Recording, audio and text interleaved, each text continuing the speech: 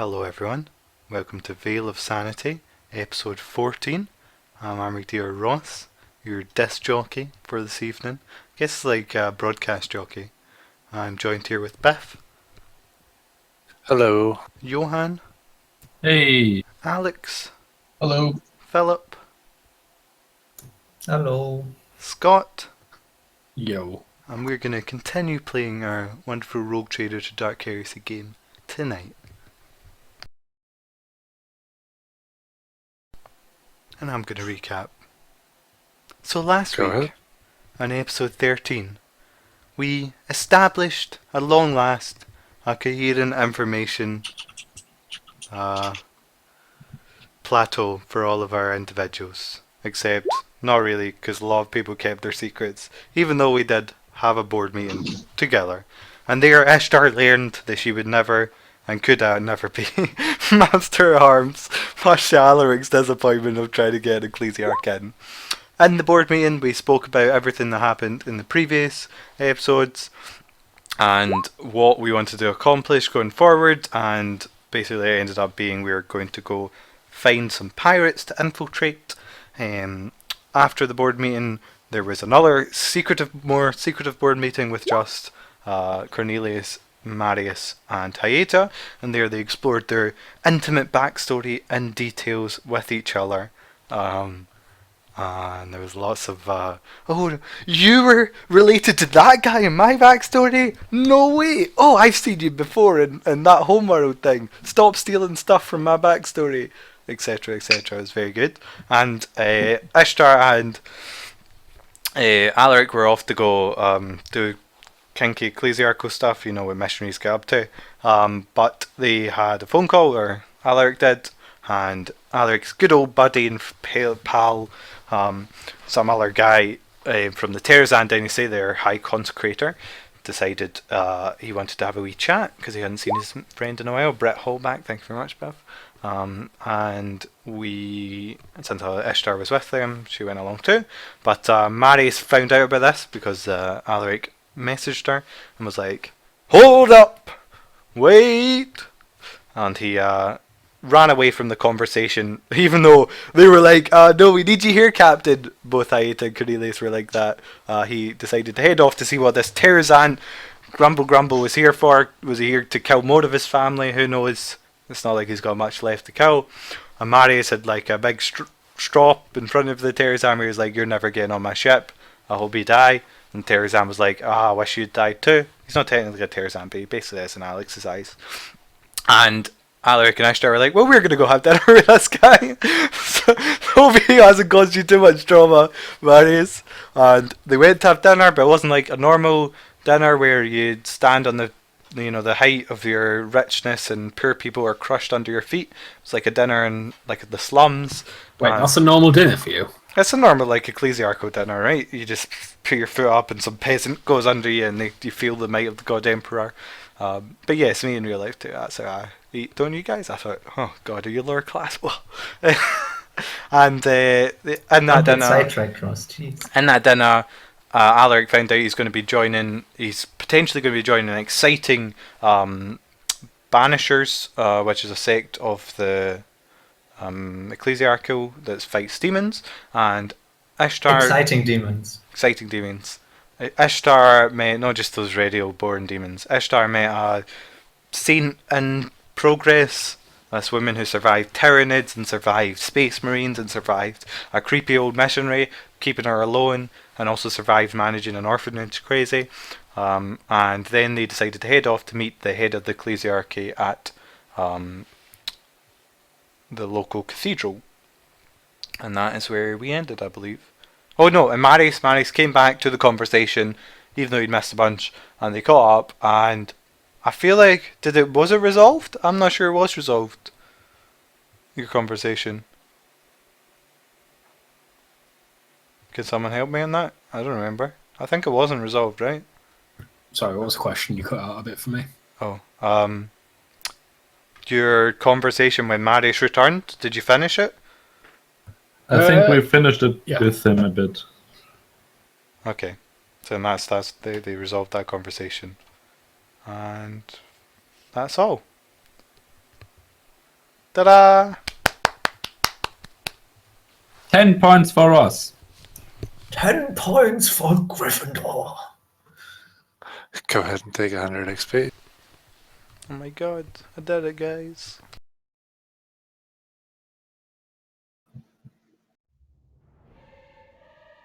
Okay, so pretty much everybody had something on the burner.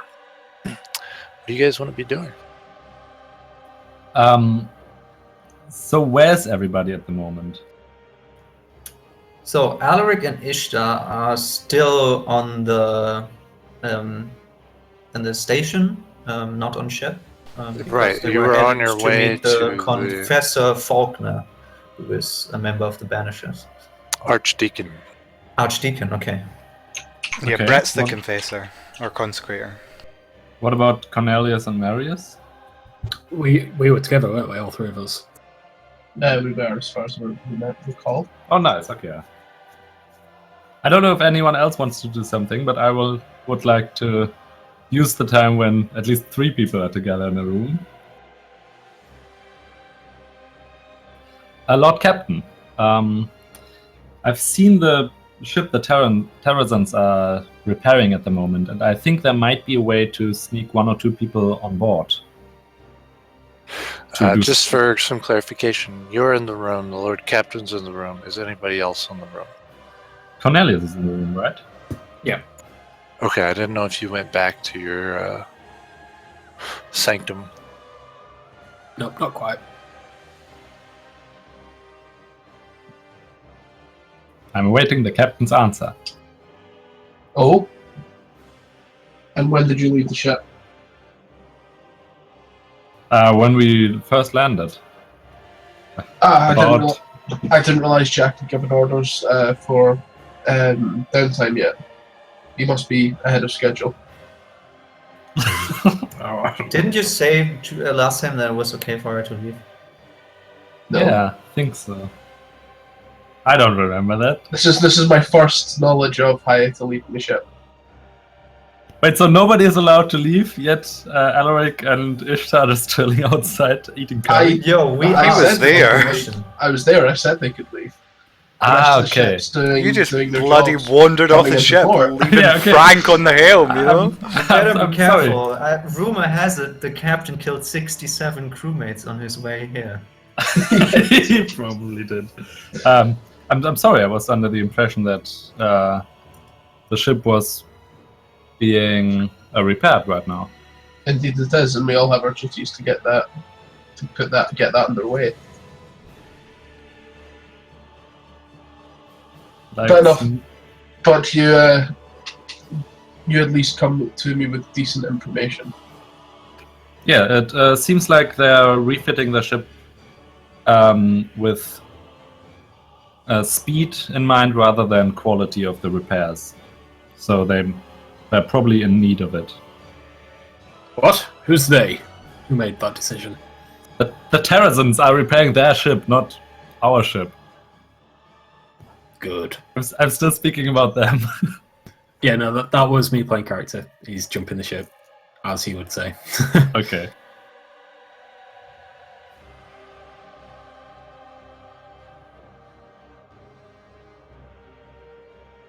Okay.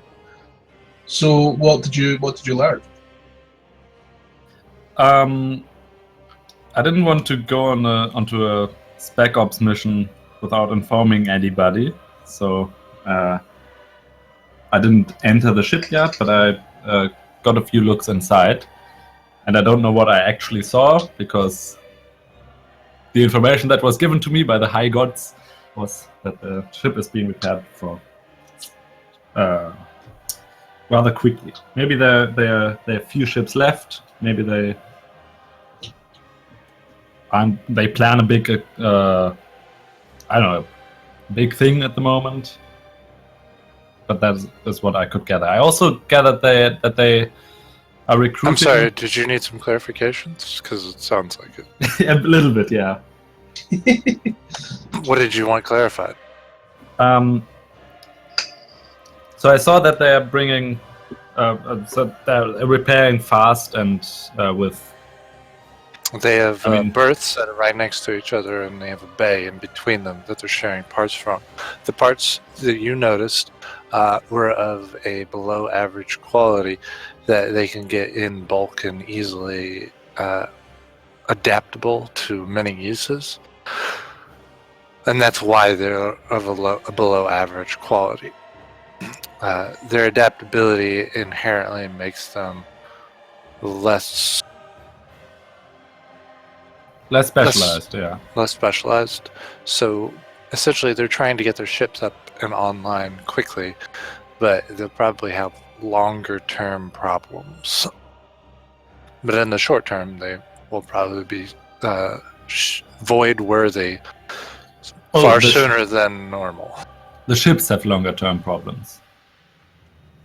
By using below average non-specialized parts, the ships will likely have longer term maintenance problems in upkeeps and fixing these parts that they're putting in and reapplying actual specialized parts later. So it will take longer overall, but they'll get online and void worthy earlier. Does that make sense? Yeah. I mean, if we wanted to get someone on board, we could just to get a lookout and see how things are doing over there. We could just I don't know how out of character. I don't know how common tech priests are. If like a tech priest showed up and said, "Oh yeah, I can inspect your ship and see if there are any weaknesses you still need to fix before we get going, or you get going." Is that common, or would that be like a giant, really weird thing? Inspections? By a tech priest. Like if Cornelius went up to them and said, "Yeah, I want to take a look at your ship." If Magos wanted to take a look at their ship, it would be unusual for them to not allow it. But Cornelius is known and tied to a different dynasty, so it would not be uncommon for them to not allow Cornelius to do that. Now, if you wanted to pose as some other Magos, that would be a different story altogether. In fact, I don't know, Cornelius, are you a Magos? No. Explorator, so... Right. Explorators can be Magos, but they don't... Yeah, I've not quite reached that. That's my ambition, I suppose. Right. That's what I thought. So sure, I mean, you could fake being some other Magos, maybe even your master. Yeah, but you are fairly unique. Yeah, each, as far as I understand it anyway, each AdMech tech priest, especially at the senior levels, are unique in the way that they modify themselves, I suppose. Well, at least no And one's the seen code you that for they ages, leave right? behind. So, two people speaking then.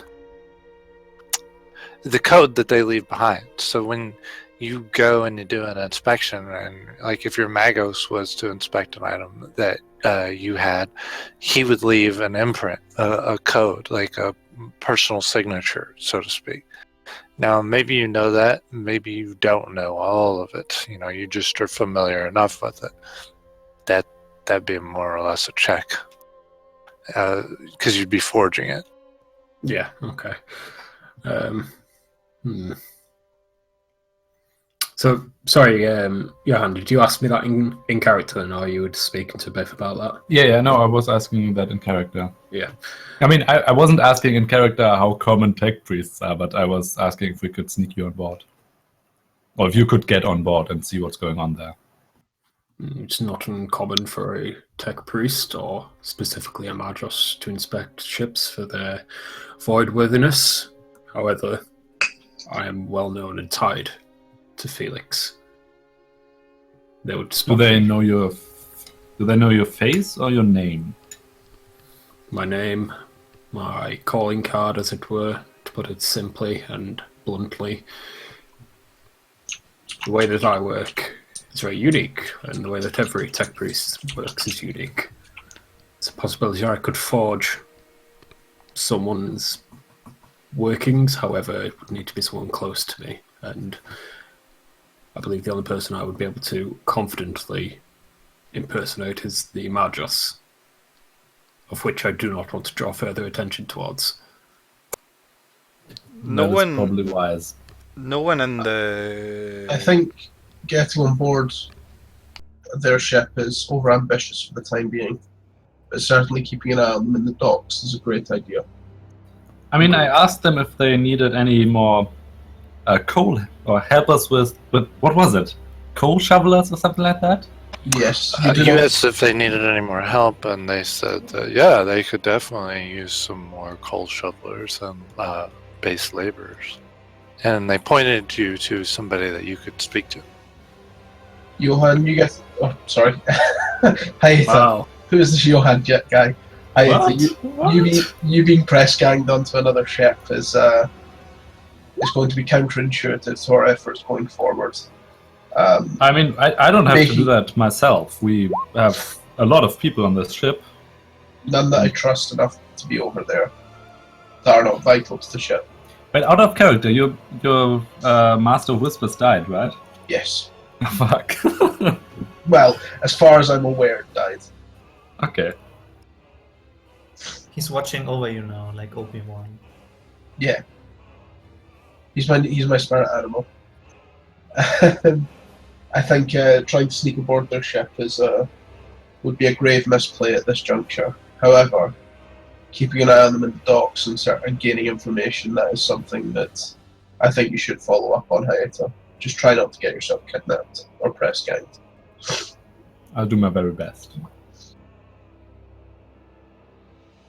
So I turned to leave. I think it should be noted that that is a very real possibility. Not that you get kidnapped per se, but you will get press ganged more likely. What does press gang mean? So even on your own ship, life of the average crewman is not a pleasant endeavor of freewheeling and shore leave and stuff like that. Most of them are chained together in the bowels of your ship, shoveling coal into furnaces that power your fusion reactors, and they basically do that all the time until they die. And then you put into port somewhere, and you press gang 50. You press gang 5,000 more of them into service, and you continue on about your way.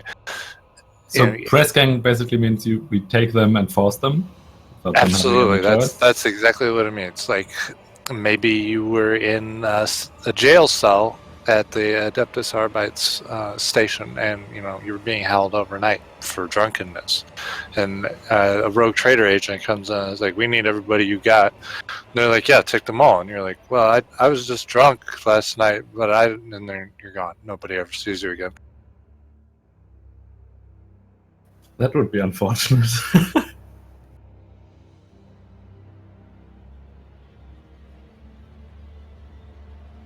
Others are, in tighter confines. Maybe you guys put in at a world that is like a feudal world or a frontier world, even in a like a death world where it's just tribes and stuff. You might press gang the tribes. It's basically slavery, but if you survive long enough, you can still work your way up the ranks. Okay, so maybe sneaking around there isn't a great idea. Well, maybe your great-great-grandchildren will end up getting, an officer rank one day. I It's a mean, long-term investment. the average person down there is not great. So if you got press ganged, I'm not saying it's like going to be a piece of cake, but you could probably escape. Okay. It Yeah, just I depends guess- how confident you feel in your skills and ability to do that. Extremely confident. Also, what would be the objective? Yeah, I don't think. Yeah. To see the working conditions of the press gang people. Yeah, I mean, He's becoming a you could- communist. You could just These- pay somebody to tell Well, you no, that. I think Hayata has a decent plan of action of infiltrating. It just depends on what Haida wants to do once she is infiltrated. Maybe she's just gathering information. Maybe she could work some contacts there. Maybe she allows herself to get press ganged and then ferments a rebellion in the people down there and causes problem, just making setbacks and delays, and does other sabotage. It's going to take time. That won't be like I'm going to get press ganged and tomorrow night I'll be back after fomenting rebellion sort of thing. I just want you to be aware that where your mind is at isn't bad. Just like they're saying, sort of think it all through. Yeah, I think the problem is that would be a giant solo mission, and I don't. We talked about having like 2 or 3 people on a mission, so everybody gets enough screen time. So I don't know if that would be very helpful for that. Well, I think that's the sort of thing that you guys should do together. Like, if you're gonna steal one of their ships, maybe you get in there, you find out the information that one of them is going to be void worthy soon, and then you take that information or you send it back to Marius, and then Marius enacts your crew enacts a plan to basically steal one of their ships as soon as it becomes void worthy. Okay, yeah. In that case, I Also, these new Vox beads that reach all the way into the space station while you're having a meal are pretty impressive. I did some minor upgrades, I must say. Oh, right, okay. I mean, I have a Voxcaster, so Yeah, but you're not there for the conversation, so please watch that. I'm not there. No, Ross and Philip's characters. Oh, yeah, yeah. sorry, that was out of character. I was just. I know, you were just trying to help. Yeah. I was trying, guys. Realistically, we could yeah, probably vox I would- each other if we wanted. I would probably like vox. inform Marius of the possibilities that, that it's possible to infiltrate the other ship, and that it would be a risk. But I mean, I'm fairly good at least at making myself seem, maybe not trustworthy. Maybe it's just I can disappear really good.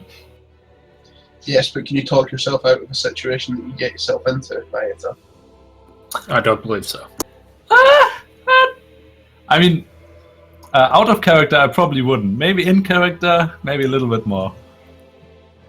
As I said, I do not want to risk the pilot of my ship on an errand that could potentially come to nothing.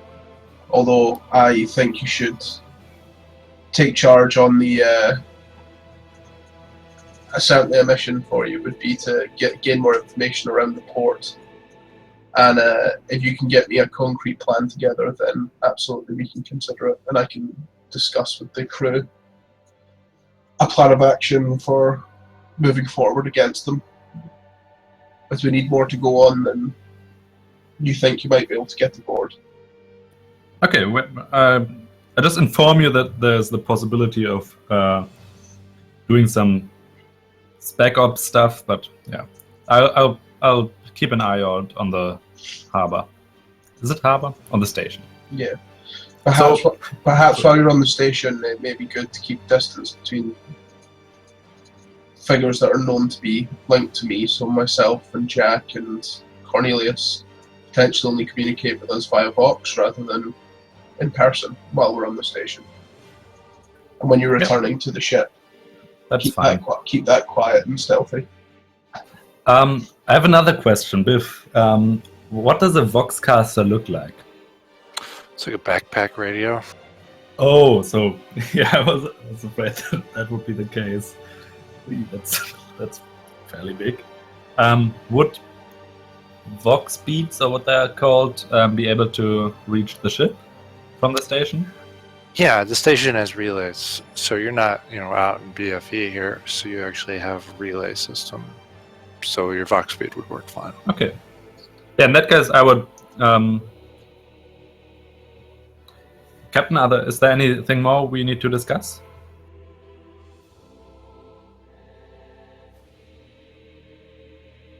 Very well. In that case, I will excuse myself and head to the station. All right, we're going to switch over to Ishtar and Alric. All right. You guys, along with High Consecrator Holback, headed over to the orbital dock station cathedral to meet with the Archdeacon Falcon. The cathedral is actually very well done. It seems of a newer construction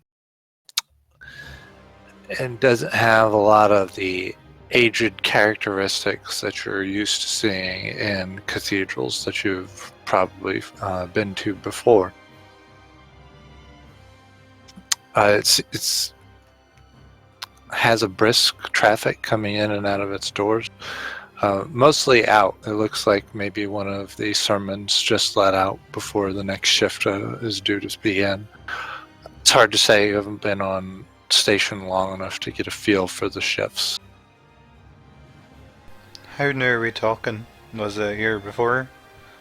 When I was last here, or?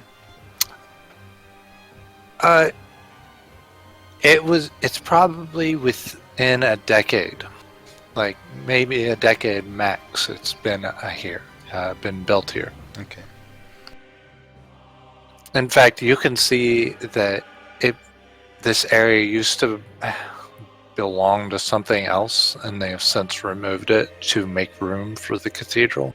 Maybe it was just like a smaller chapel with a series of supporting structures, and they've since upgraded it with the influx of people.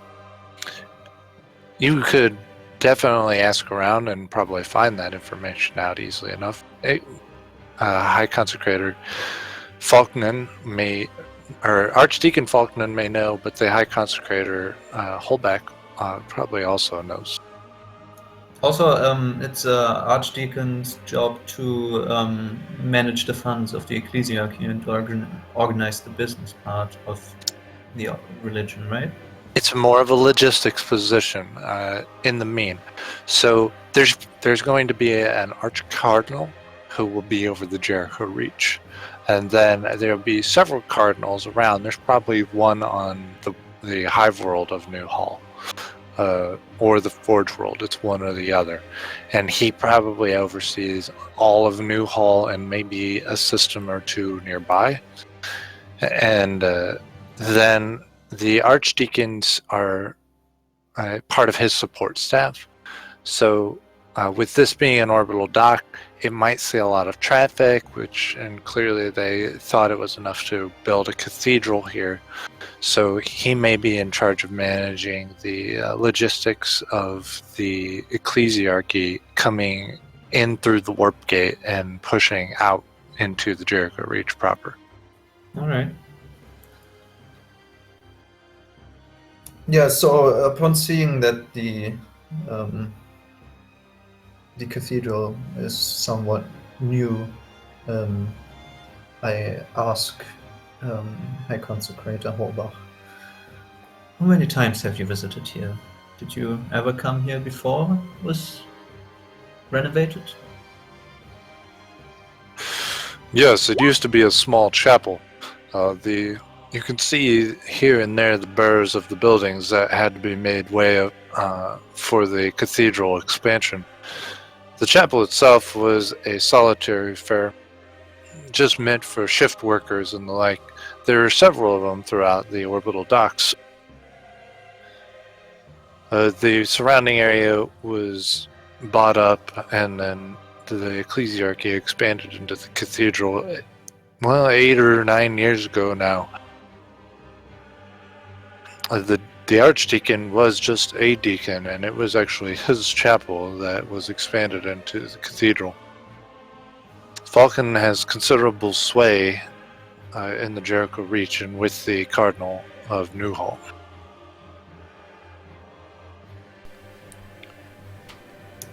I see. How long has the Terrazan... Oh, I forgot I'm Russian. How long has the Terrazans been in this region? I had not known. This building must be 10 years old. The Terrazants have been here since the beginning of the Achilles Crusade, some 50 years now. At first, it was just low-level operations, but then Lord Terrazant decided to move the bulk of his fleet into the Jericho Reach, finding it to be more lucrative than fending off the advances of other rogue traders out in the Kronos Expanse. He keeps a presence out there, just a small subsidiary fleet, but that's mostly to just oversee the gains that he has already made there. Thank you for the information. He nods, and he begins to make his way up the staircase leading to the cathedral itself. The cathedral is made in a dark granite with silvery veins kind of running through the granite itself. And then it's a towering affair, probably 7 or 8 stories tall, with a lot of gilded scroll work in gold and brass along pillars and the crenellations along the roof. Is there any like iconography that's standing out? For example, like do they dedicate a lot to a certain type of saint, or is it just I don't want to say standard, but is it just about the emperor, or is it? It's in not some way standard, in indicative fact. about- Go ahead and make me. Do you have a forbidden lore ecclesiarchy or scholastic lore ecclesiarchy? No, I just have adapted Ministorum common. A Ministorum is ecclesiarchy, sorry. Yeah, okay. But it's just common? Yeah, unfortunately.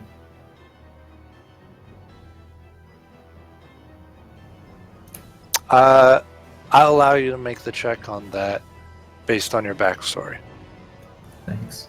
So, flat or any negatives? Since you're running it off of common, it is going to be at a negative 20. Alright.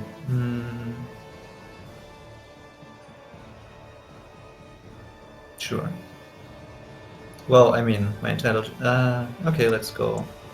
Yeah, I'm going to use a fate point, and because I'm from a shrine world, I get plus 20 instead of plus 10, so that Okay. would be flat, and then I can get a d10, and on a 1 I don't spend the fate point. Yeah. Let's see if I know Right. this.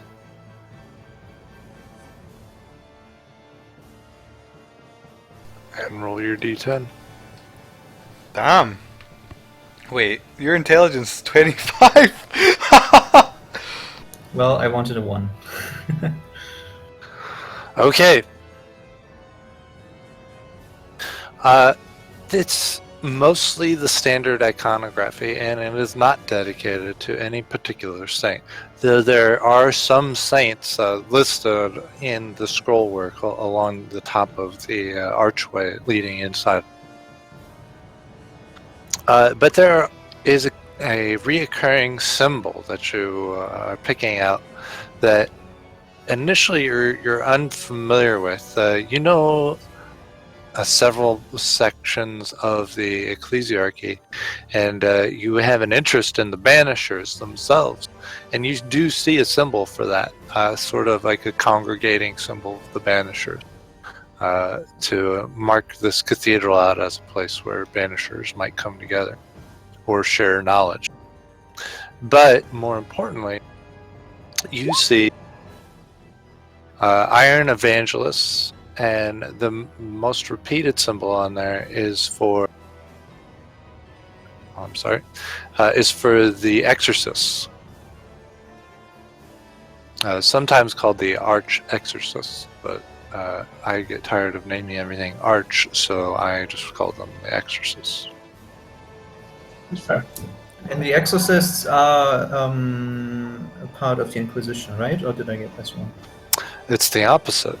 Oh. The banishers are a facet of the Inquisition, the Order Oh, of yeah, Malleus, whereas the exorcists are a order of ecclesiarchy priests that don't agree with the idea that only the Inquisition can handle demons.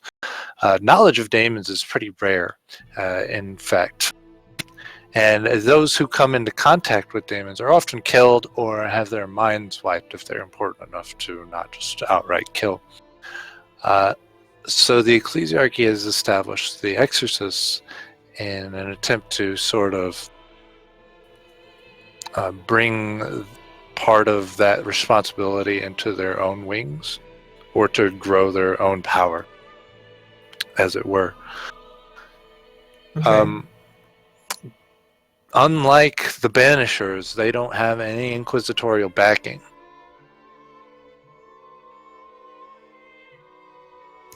So there was the sign of the Banishers, and as well as the Iron Evangelist, or is that the sign of the Banishers?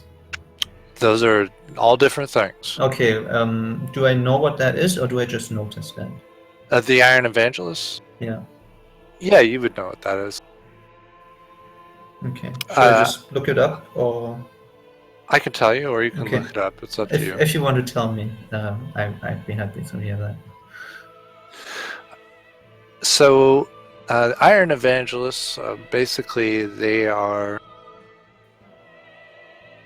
groups of inquisitorial acolytes who take the word of the Emperor to those who may go years without being given his blessing, and thus are in grave danger of falling into heresy through their ignorance.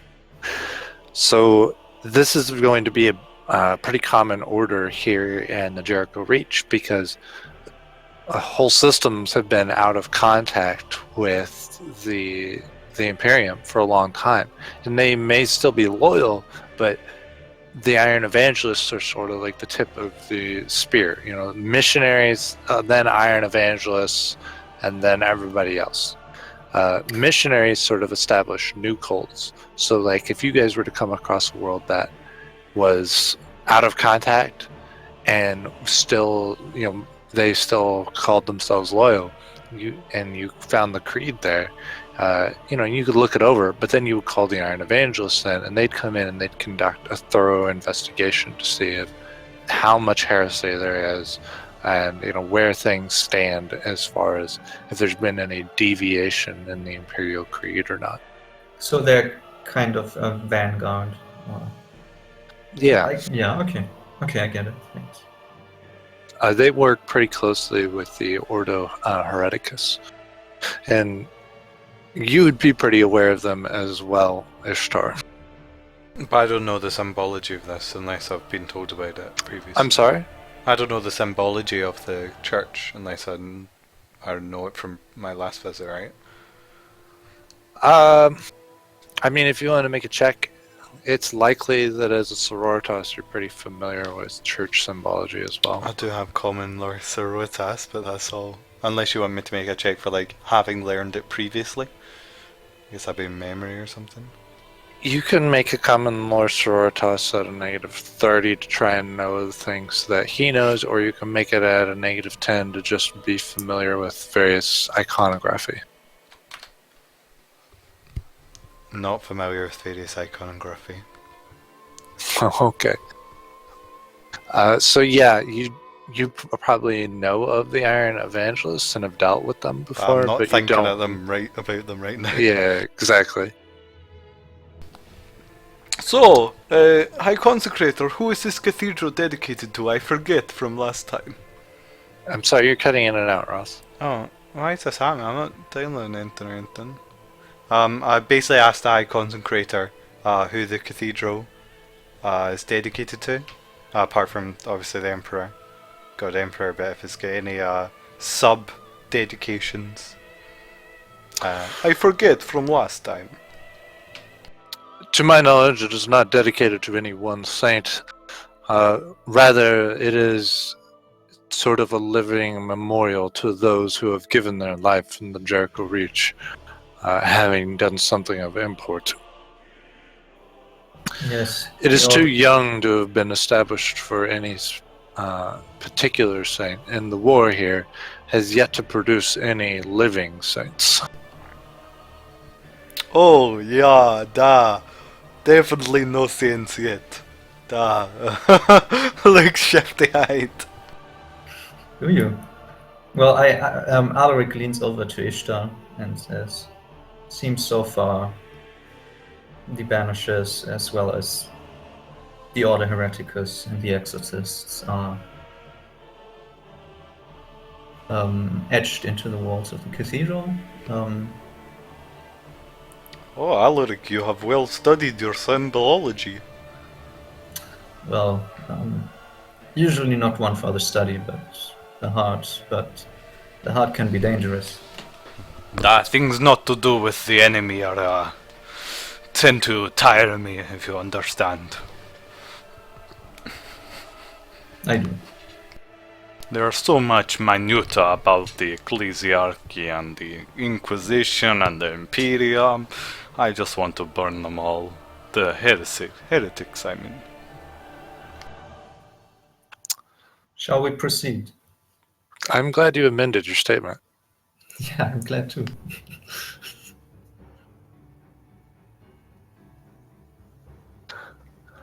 So you guys enter in through the archway. The doors are left wide open, and you can see that they're chased in gold with like brass scroll work and intricate detail on them.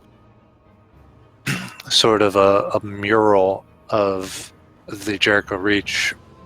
If you wanted to study it for a while, you can, but the Holbrook pushes past and deeper into the cathedral itself. Yeah, I follow on his heels basically. After we leave, there will be plenty of time to examine, if I so choose to do. The cathedral opens up into a wide open space. You can see the stained glass windows on the side and cherubs sort of flitting about up in the empty space above you, singing hymns and prayers, sort of whispered throughout the whole of the cathedral. Servitors are picking up after what is more clearly to you now a service. And you see a gaggle of ecclesiarchal priests and acolytes sort of shuffling out of the back of the room where the altar or the pulpit would be.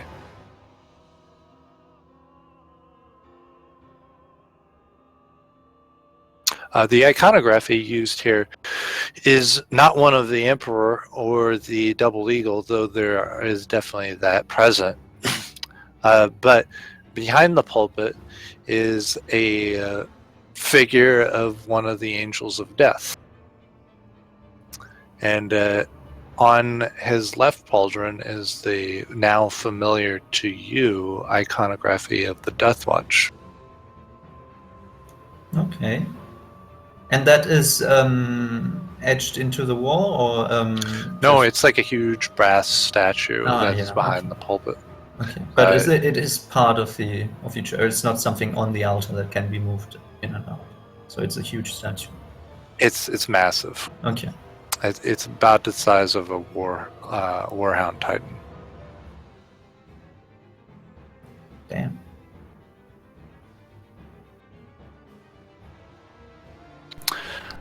An old and frail man is sitting in the front row bench with a servitor, a typing, like a diction servitor with him, and he's poring over the vellum scroll work.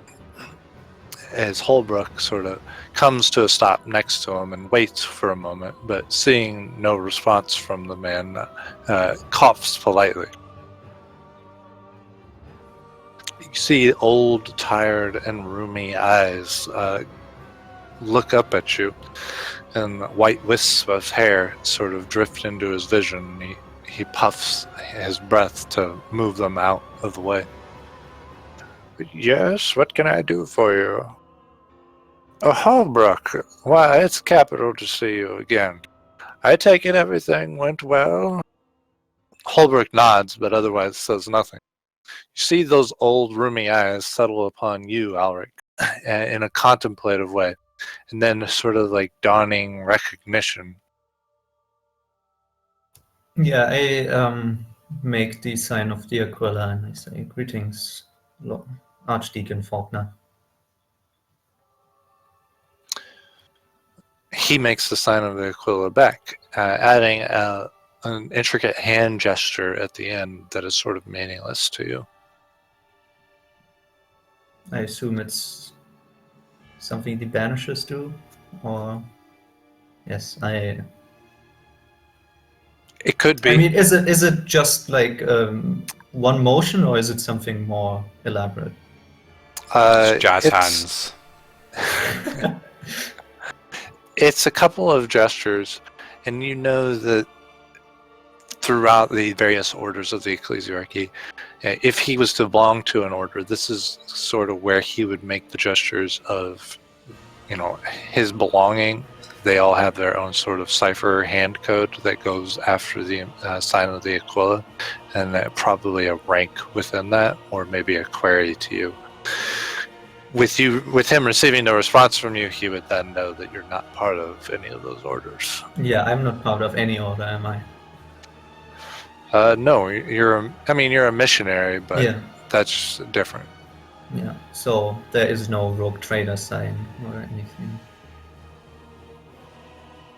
Well, I mean, I do not understand the sign. I guess I wasn't high up enough to be informed about this, and I just stand still and I raise an eyebrow. It might As not be to- high up, it might be just like a different sect that you're not part of. Probably, That's extremely likely. yeah. It's probably like a million of these clubs. Yeah, I say forgive me, but I've not been in the Jericho Reach for long. Nothing to forgive, my son. It's just old habits. So, what brings you to my humble cathedral? And he sort of cackles a little bit. Alaric smiles a little and says, "Well, High Consecrator Holbach invited me to dinner and informed me about some of the happenings in the area Yes, and about you and your potential interest toward my services." well, that might be a little more complicated. Has he told you already? And he sort of speculatively eyes Holbrook, who averts his gaze and starts looking at something else with keen interest. Yeah, at this point I would repeat. Are there a lot of people around, or when you said it's it pretty would be empty. clearing out, there would only be saboteurs? It's a huge space. Yeah. So I mean, think of the biggest cathedral that you know, and sort of like quadruple that, and that's this cathedral.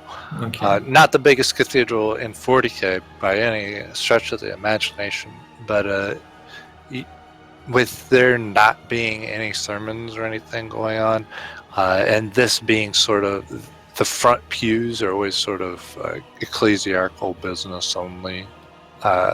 Nobody's really around bothering you. All right. Well, I would say I have been informed about the appearance of. Okay, so here in my notes it says word bearer, but it could also be world bearer. I do not know. Word bearer. Word bearer. Prince, was it a demon prince? Yes, Barzul the Hatebound. Am I correct? Was that all the information? Yes, but do not speak that foul name here. Was I not supposed to do that? Just casually speaking, Oh, yeah. casually invoking demon names in the middle of a cathedral. Oh yeah, that was the whole Voldemort thing we were talking about. Oh, yeah, I would say. So, by the way, have you heard of Nargle and all those guys? They're pretty good. I didn't say that. Okay, I say. It's like He the makes a others. warding gesture, and you feel sort of like a power flow around the area. And just for a quick moment. Like a tingling on your skin. Forgive me, Lord Faulkner. It's quite alright. This is why information such as that is dangerous to hand out, Holbrook.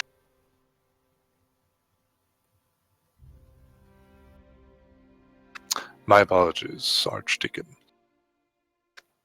I did not think it through very well.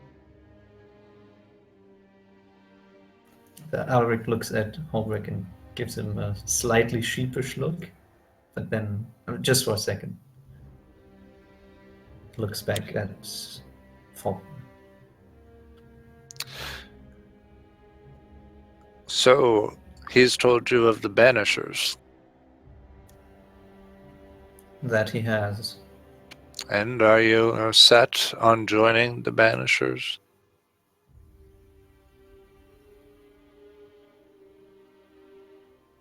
My duties are correlated, and my personal goals are as well, so I am, yes. Have a seat here with me, son, and I would like to speak of you of another matter that maybe dissuade you from your current course. Is that so? Well, allow me, please. And then I take a seat. I don't know if it's on the next bench or if there's a space. I just take a seat. And I don't know if Ishtar and Halbert stay there. Sister Yeah. and Brother Holbrook, if you could give us some privacy, please. Da, I will say my prayers.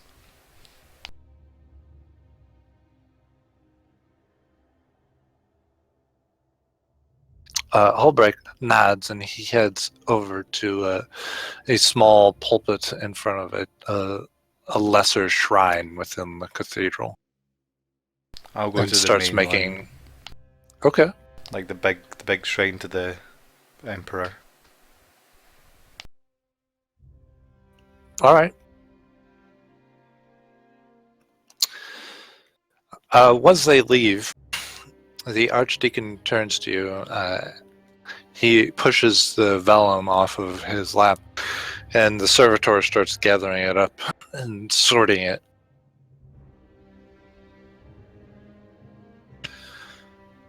What do you know of the Banishers?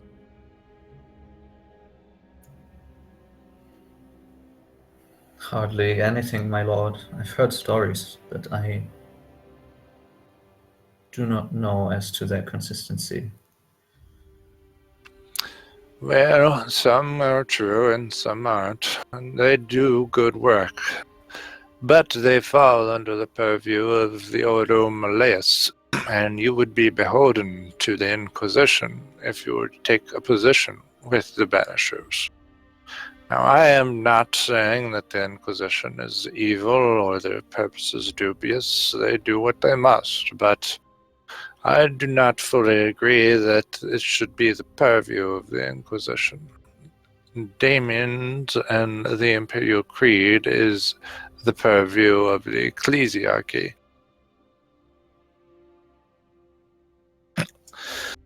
And he doesn't seem to wait to see if you have any opinion on that matter. Yeah, I also Sort of just assumes that you agree with him. Yeah, I still listen. Kind of like back to school. I had this cathedral built so that the exorcists could have a greater impact here in the Jericho Reach. While we are minor throughout the Imperium as a whole, the Jericho Reach offers us a unique opportunity to show our capabilities. The Inquisition presence here is minor at best. They're drawn far too thin. But the priesthood could be expensive and much useful to the Aquaros salient and the dealings around the Hedex anomaly. If we could show the other imperial authorities that we have what it takes to deal with the daemon threat. Then we could grow the power of the church immeasurably. Think of it as a proving ground. So out of character, real quick. I don't know if I got it wrong, but I have in my notes that Archdeacon Faulkner is a banisher himself. That's what you know about him, yeah. Okay. Yet he's speaking. Okay, no, okay, I get him. Okay. So, The Exorcist Order is something close to my heart. I do not suppose that I could persuade you to join the Exorcists instead of the Banishers.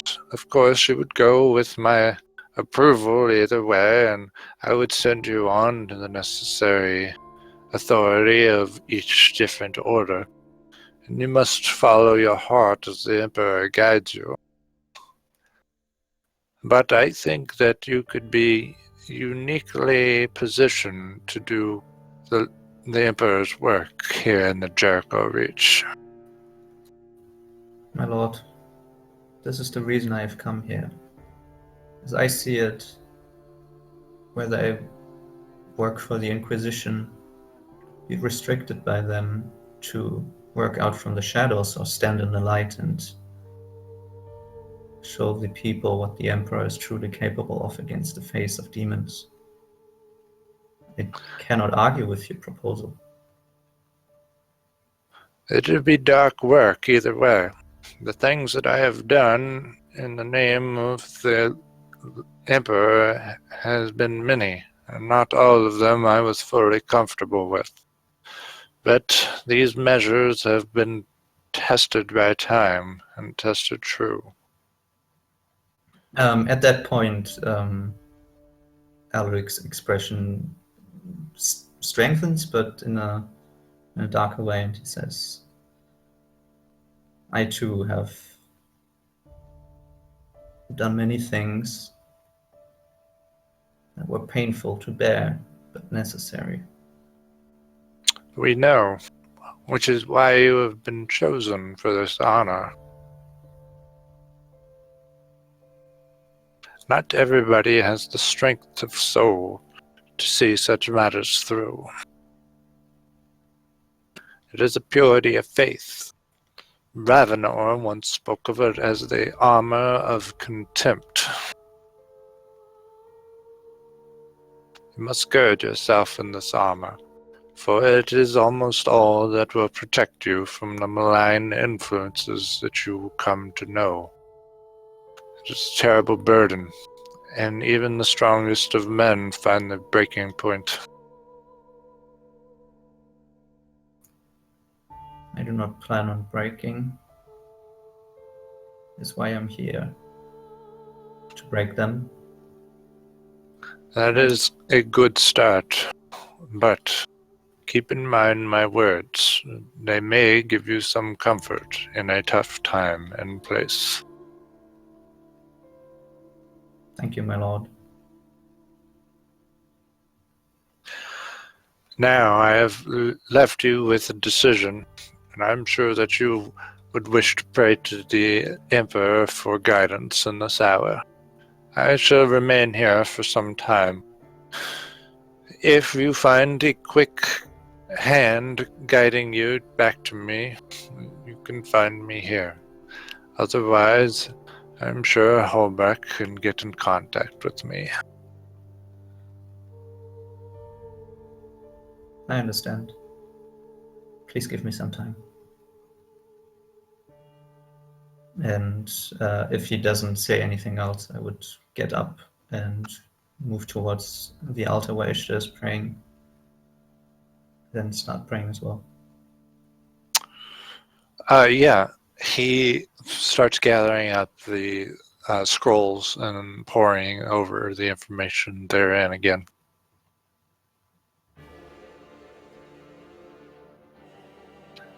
So you're going to go to the main shrine as well? Yeah, I would join Ishtar Отец. silently. Отец. And, first Отец. say the, a few minutes of prayers. The standard, basically, but then I would use most of the time in silence to think about the choice I will make. There Маршал. is a small plaque on the base of the towering statue above you at the shrine.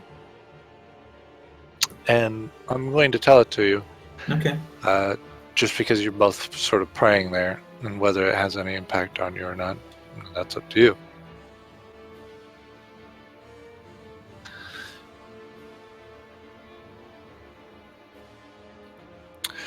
His gaze keen, unblinking, and burns like a collapsing star. He stares into the void of darkness. And there, his vigil begins. Long was he cast, alone and covered by shadow. But stalwart they stood, our last and first defense. Our mightiest of heroes, unremembered, long forgotten, but cherished, held within our hearts. They did not break, and so we did not break. The reach continues.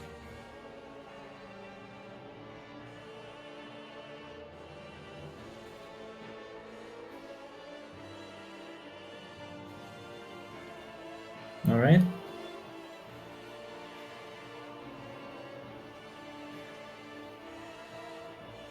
We're going to switch back to Marius Cornelius and Haida.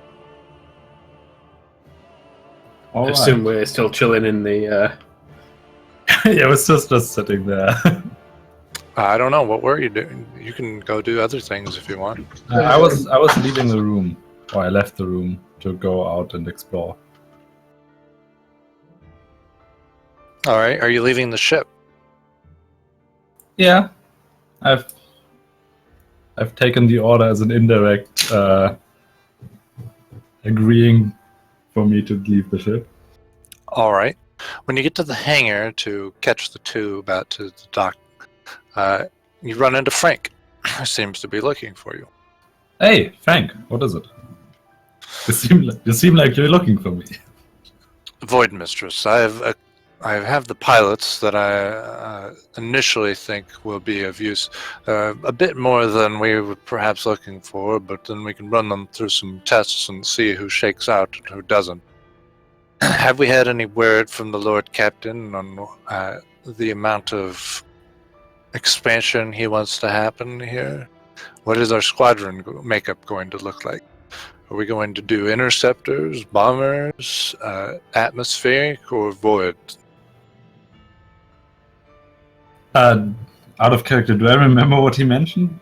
Didn't he say void would be most I don't. useful? That's up to you to remember. Okay, yeah, I said, Frank, I don't know the captain's specific thoughts on that matter, so... Well, we need to start finding out. We're already doing repairs to the ship, and we don't want to start repairing areas that we're going to have to tear down to expand the hangar. Also, we're going to have to talk to my guy on the dock. He thinks that he gets a good deal on a hangar, but time is limited. Apparently, the Terrazants are buying up a lot of material on the dock that's going to non-Navy sources. I guess I could make some contacts in the Navy, but those are going to be dicey at best. Well, we should... do you want to come with me to speak to the Lord Captain, or...? Well, I should probably ride herd on these pilots, don't you think? Sorry, what was that? I should probably ride herd on these pilots, don't you think? And he sort of gestures, jerks his thumb over his shoulder, and you see, like, off by the shuttles, about 30 people just sort of loitering about. Hey, we'll have a... What is it called? A casting. Yeah, I'm gonna go to the Lord Captain, Frank, and inform him. I'll ask him also what kind of pilots he desires. He's going to have to come down and talk to my contact about this hangar if we're going to get started on it at any amount of time. The more we delay, the faster these parts are going to go, and the more it's going to cost, and the longer it'll take to install. Also, we should probably sit down and figure out a rundown for the testing of these pilots, unless you're just going to leave all that to me. I didn't think that you really want to do that. No. I'll lend you a hand. After I talk to the captain. All right. And I head straight back to the captain. Yeah, you turn around and you already hear him like, "Hey, get off of that!"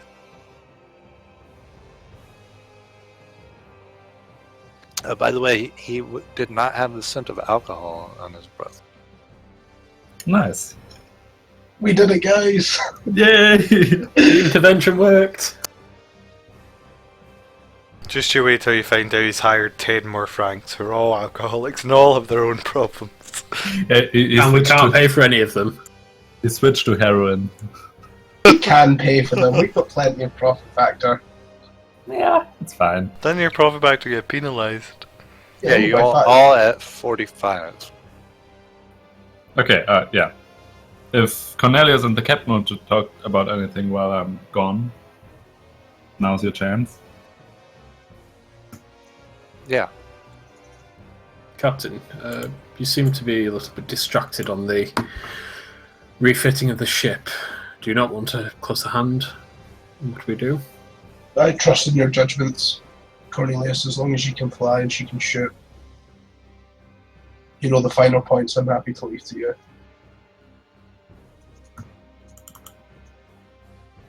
Well, that's great. However, if I outfit the ship to my needs, I don't think they would be well suited to what you're wishing to accomplish. I approve of you having your own workshop, and certainly it may be best to expand the one that we have already, rather than starting afresh. You do to it as you need to do. I mean to maybe gain some more tech adepts under my tutelage. Certainly, if you want to bring on an apprentice, you're more than welcome to.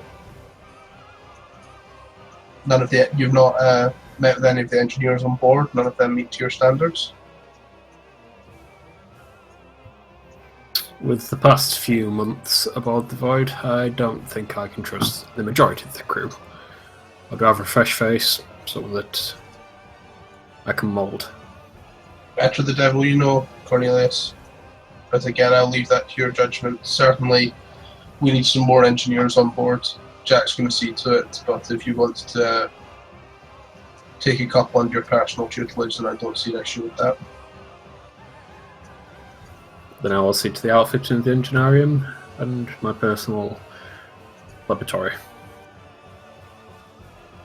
Very well. I have some things to do aboard the station. I do not wish to draw too much attention to myself, so I plan with just going with just Hayata, rather than someone such as yourself that can be easily recognised. I will take that statement as a compliment. Indeed, someone of your stature, Cornelius. And I kind of smile a little bit. Like, yeah, that's exactly what I meant. It's not that I need any subtlety at all.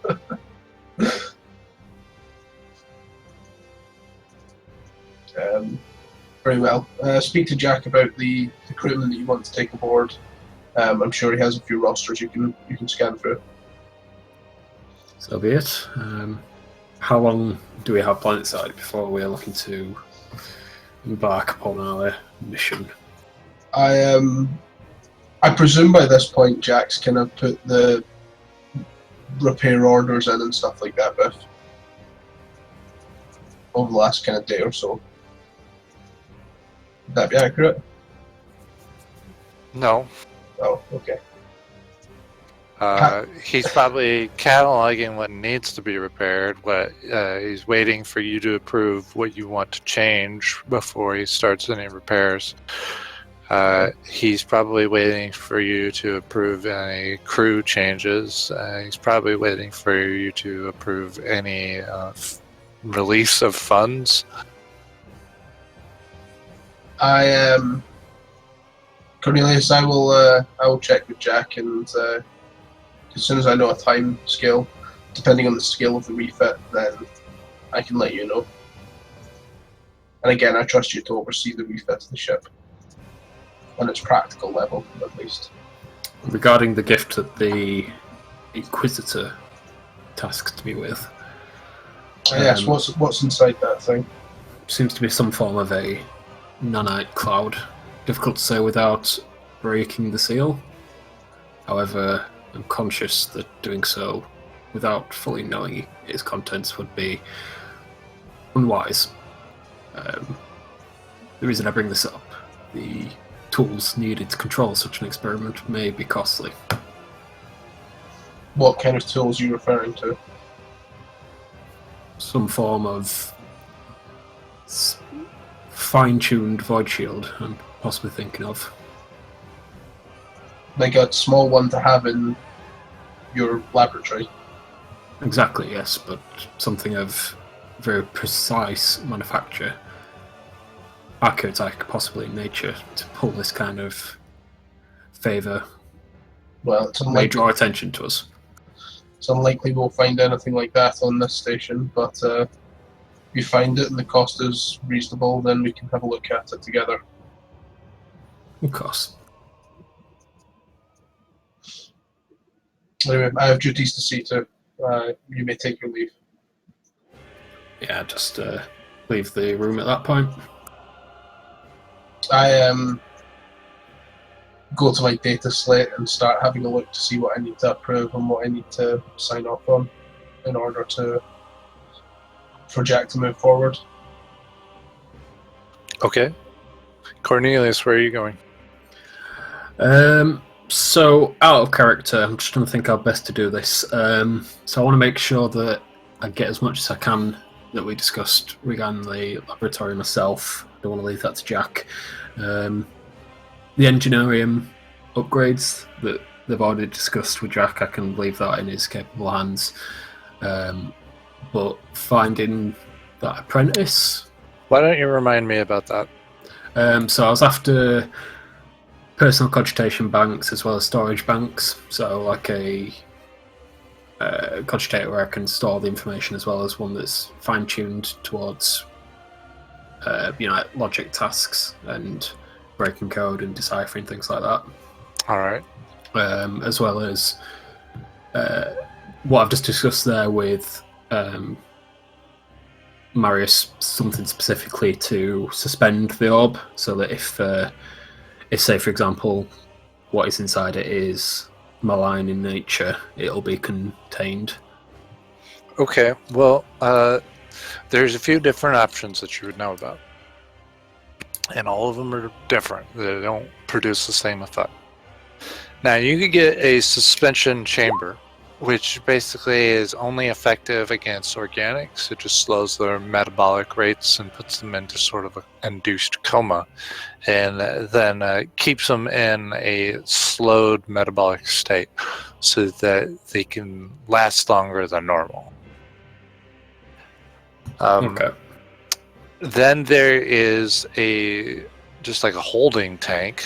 It's isolated. There's, it's sealed so things can't get out of it or into it, and it gives you like basically it's a clean room, if you will, clean chamber, if you want to go about it like that. Yep. And then you have stasis fields. Now these are very rare. I can't stress how rare these are. Yeah. And usually they're like small, not like huge by any means. There is stasis tech, but again, it's just going to be more difficult to find and more costly. Yeah, that's kind of the suggestion I was making to Marius then, that if I do find it, it's going to be something that's going to be very, very expensive. So I probably won't find that for some time now. Well, I'd be looking at getting the organic suspension, just in case we do get any organic matter I need to store. Sorry, what was the second option? What did you call it again? An isolation chamber or clean room? Yeah, so I'd probably want both of those for the lab, so like a separate section for... Your laboratorium probably already has an isolation chamber in it. Alright, fair enough then. So that'd just be the cogitator banks and the suspension tanks? Yeah, and the stasis field. Yeah, the stasis field's obviously something I'm going to have to either get lucky on or it's going to take some time to get hold of.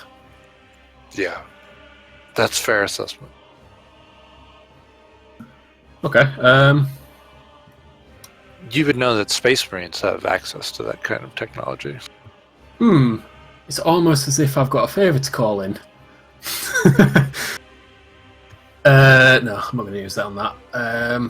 Well, I suppose I would make my way off the ship and... Well, Hayata's going to be preoccupied with Marius, and I don't trust the other two, so I'll be going on my own, I suppose. You're going to go talk to Jack, or you're going to go find this stuff? I'll go talk to Jack, see what he's found out about the station, see if he can point me in the right direction towards tech-minded areas. So possibly if there's like a guild or somewhere I can find like a budding engineer or something. Okay, so you find Jack, and sure enough, yeah, he can point you to a section. The Adeptus Mechanicus owns vast swaths of the docks. So they have several stations, and then they have like a headquarters on the dock. So you could go there, or you could hit the substations where basically everybody else deals, but since you are of the Adeptus Mechanicus, you can get further in, essentially. You know the Mechanicus doesn't really like having other people seeing the inner workings of itself. Well, it would be rude not to go and see the AdMech anyway, so that'd be my first point of call. It might be, especially if you're about to poach his guys. Yeah, so I'd go to see the AdMech's, would you call it office? Wherever. It'd probably be like a temple to the Omnissiah. Yeah. I'd ask Jack if he wants to accompany me.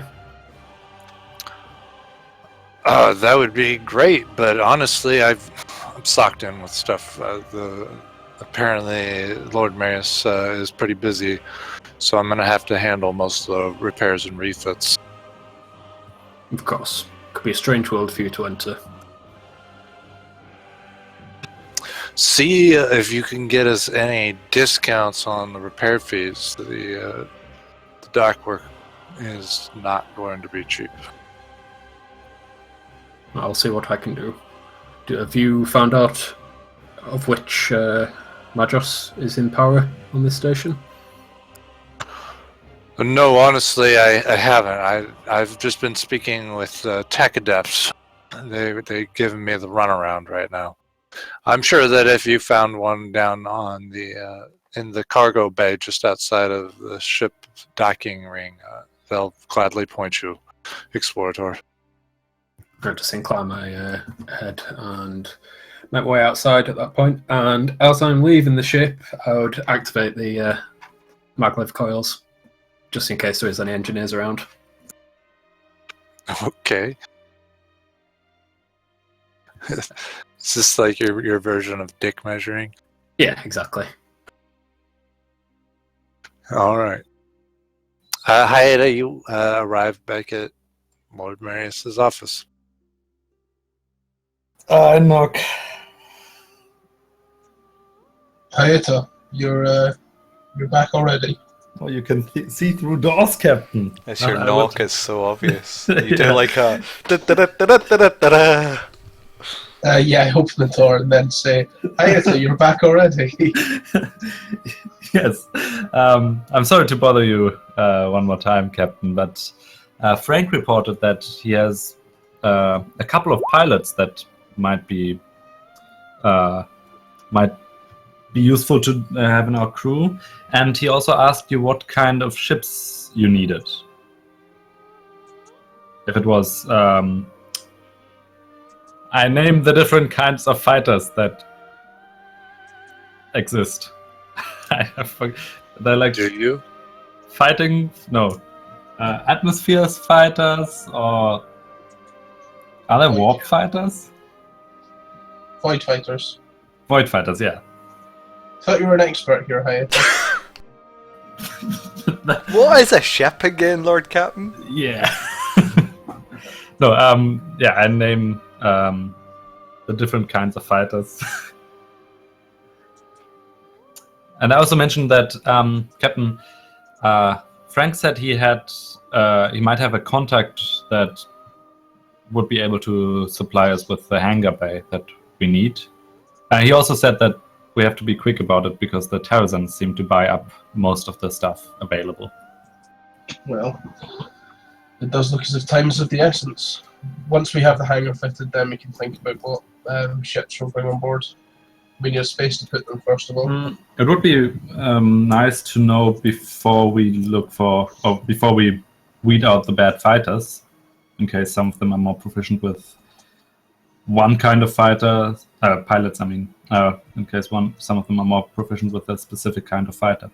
Of course. Beth, with the space we've got, if we clear out one of our hangar bays, or one of our storage bays, how many could we have? You have a lot of empty space. You haven't used up all your space, have you? I don't believe so.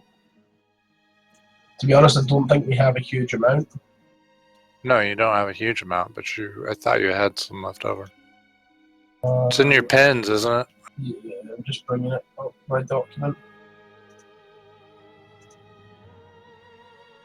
Yes, by the way, I just saw your private One message, and space. you are right.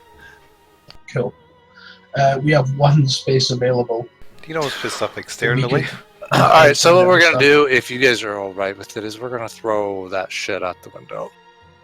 That's what I kind of assumed we were doing. So this kind of stuff is good for just knowing of the ship, but the ship's more story rather than mechanics now, so I didn't think space and power and that kind of thing within reason is going to get in the way of things. Right, so what you're going to have to do is limit your cargo space, or you could do a number of different things. You could limit your cargo space to provide room for the hangars, or you could trim back your gun decks, or you could get rid of the laboratory. You could try to reduce the impact that your engineering has. I mean, you could still keep everything, but you could basically downsize or find a more economic route. So the thing is here that I want Cornelius especially to be able to apply his skills to get more shit on the ship than it should probably have. Yeah. So my thoughts are that we could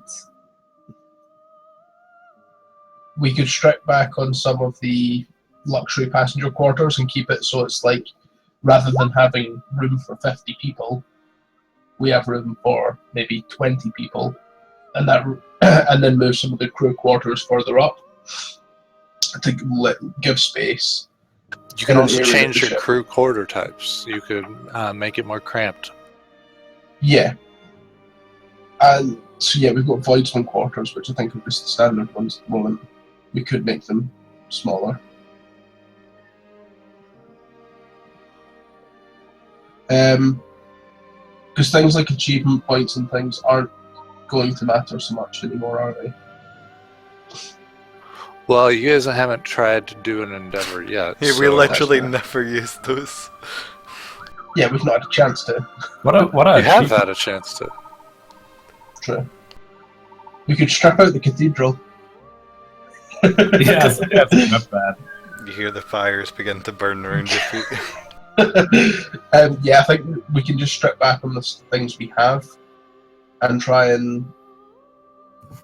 Why do we have like a Protestant Catholic religion change? Just make everything really Spartan, get rid of all that crap, strip it right down. Just make it so it's a small room with a little shrine to the Emperor. Problem solved. And start becoming monks and give up, Yeah. you know. With the scrutiny we have for heresy, I don't think that's a thing we can do. Yeah, so we can kind of strip back on some of the stuff we do have. You can have stuff externally, like if it's not important, like crew quarters. Absolutely. Well, you could mount things externally that are unimportant to you. So, I mean, I guess you could mount your hangar bays externally, basically attaching the ships to airlocks, and then they would just be on the outside of the ship. I mean, that wouldn't be too bad, because really, realistically, anytime your hangar base Yeah, gets let's shot, the outsource ships life are support. already How do outside. you repair them if they get damaged? Yeah, you'd have to repair them in the void. Yeah, exactly. Which is That's just true. no. Let's not do that. No, we can just outsource the cathedral, so we can jettison it if we need. Outsource it. Yeah, we just hold our ceremonies in the void. Yeah, so I think we just strip back on everything we've got. Like maybe one of the larger shadow blind bays we don't have anymore. We've just got smaller ones about the ship. You could also kill off your void shields. Bad idea. Yeah. That seems like an actual good idea. I'm sure the GM was not. Yeah, I'm Free sure. up a lot of power and space, I'm just saying. Yeah, we need power and space, guys. You know what? Our Galar field is taking up way too much. And perhaps with the refit, Scott could do some work on the engine to try and reduce the size of it. Like make the coal fires that power it more efficient, so we don't need as many running. Yeah, but if we're talking out of character here, then Scott already knows that he's been reducing the size of the engineerium for other projects in the engineerium. Okay. Cool. So we're more looking at the things that come under supplements for things we can get rid of. You don't necessarily have to get rid of them. If you're like, well, we want to reduce the negative space between the hull and the crew quarters, then yeah, sure, go ahead. Let's try to do that. Let's see how that works out. You're just talking about degrees of difficulty and then drawbacks. So because the crew quarters is closer to the hull, that means when you guys come under contact with anything that breaches the hull, that's going to probably be bad for your crew. And it's going to be colder. And if you have any breaches of your Geller field while you're traveling the warp, it's going to be much worse. Okay.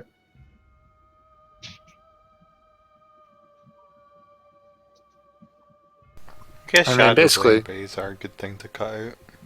Now that you're under such Yeah, scrutiny. I mean, Yeah. I don't particularly want to lose anything, but I do want to add to it. Like, I think you need a having- bigger ship. yes, bigger ship. But so for one, like if we can refit the laboratorium, like all the equipment in it can go to the engineerium where Scott's building his own area rather than having a separate one on board. Yeah. So Sounds the, alright. the equipment itself gets shifted down to the engineerium for Cornelius to do what he wants to do with it, but the space that it occupies on the ship can now be the hangar bay, or can now be something else to expand the hangar that we've already got. How many place for how many fighters would that free up? Laboratorium takes up one space. No, I'd say your laboratorium is somewhat expansive. So if you got rid of your laboratorium, you could probably, that's enough space for 2 ships, 2 attack craft. Plus the space we've already got, because we've got 2 ships in there already, don't we? You do have those. Are you going to get rid of those for attack craft? Potentially. Okay. It's going to be difficult getting on the planet, depending on the type of attack craft that you get. Well, I'm thinking 2 void craft, or 2 to 4 void craft, and 2 or 3 close air support craft. Whether that's 1 transport and 2 gunships, I don't know. You also could draw back your ability to essentially have shore party. So, like, remember when you guys put it on the Maiden World and all your crew went down on their crew shuttles? You can draw back on your ability to do that and make that dedicated attack craft area. Yeah. What do you think, guys? What are your thoughts? What can we get rid of? I mean, we will keep the. I mean, how many shuttles do we have at the moment? I think you should 1. get rid of the Shadow Lightning Blades. They take up a lot of space. You have an Aquila Lander armed that is the personal Aquila Lander of one Haida Yes. Rennie no Gangi or whatever. Sorry. Well, Wow. that's to say, I think you only need Shadowblind Bays are basically normally for storing small amounts of heretical stuff, right? So you don't really need Shadowblind Blaze to take a show or whatever. Yo, we used to store aliens in there. Yeah, so I mean, aliens don't take up 4. Like this would be space for 8 if it's like 1 space to 2. So I'd say reduce it by 3. You could also, your other shuttle was an Argus lighter. By the way, Alex went AFK. Okay. He asked a question and went AFK. Yeah. Oh, okay. Wow. How rude. Meanwhile, at the Yeah. cathedral. Let's go over to Alric and Ishtar. We finished praying. Yeah, Alaric took a while after his prayers to kneel and think. And would have been like not too long, like 10 minutes after the prayers. And he would seek out Archdeacon Faulkner again, if he's still around. He's in the place that you left him. Alright, I approach him. Ishtar, are you following? No, I assume it's part of that private conversation. She's probably after she's finished her prayer, she's like, I guess if she sees Alaric going on, she says, Alaric, how much longer will you be with us? I have other things to be about on this station. I'm back. You can leave before me. Do not worry. That's some cold shit right there. Wow. Very well. I will vox you if I need you, or vice versa. I wish you luck in joining the Banishers. Since you haven't told me anything about the exotics or whatever.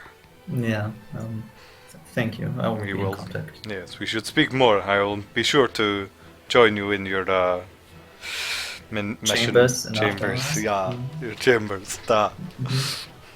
And then I'll head out the cathedral with one Yes. last nod to the You deacon, see- and I'll say you see goodbye Alaric- to the arch consecrator too, if he says Yeah, that way.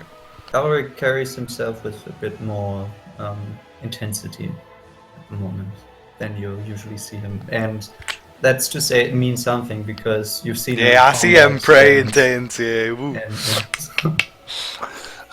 The Archdeacon waves goodbye to you, Ishtar, and as you're stepping down the aisle to leave, the High Consecrator steps in line with you and walks out with you. Are you returning to the Terzans? Perhaps in a little while. I was thinking about taking in some air. How about yourself? I've logistical problems to address, unfortunately. Well, I wish you good luck with that. It's the most boring of the tasks we are sentenced with. But I am hoping the ship I am part of, perhaps I will find a useful ally in getting through it quickly. They're much more used to burning through this stuff than I. I'm sure you are already aware of it, but there is a ship in a new hall here, not in the dock, but just came in from the whip gate, and it has a Deptus Sororitas flags flying from it. What? That is welcome news to hear. I had yet to be informed. I am very grateful. Perhaps I will have to endeavor to visit. I will most certainly endeavor to visit such a ship. I did not know. As far as I knew, there were no Sisters of Battle in the, or like, if it, not even a canoness, right? There's no established order. Like, Yeah. there's not like a. I imagine there's a few, but like, I didn't think there would be a ship.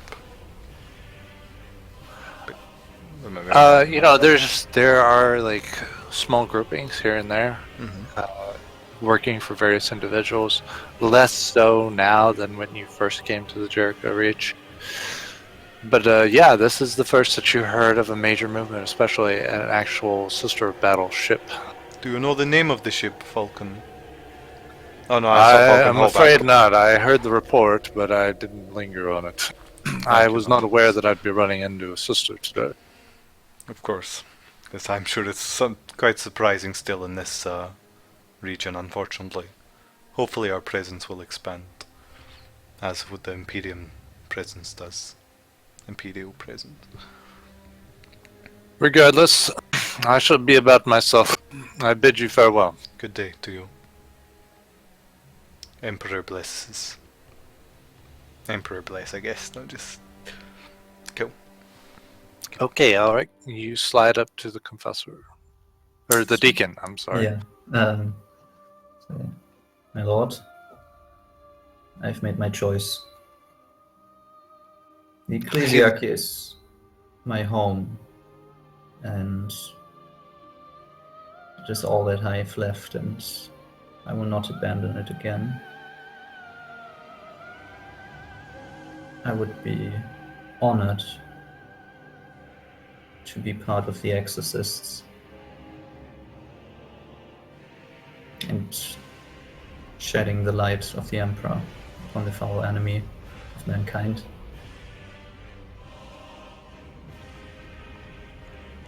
In its name.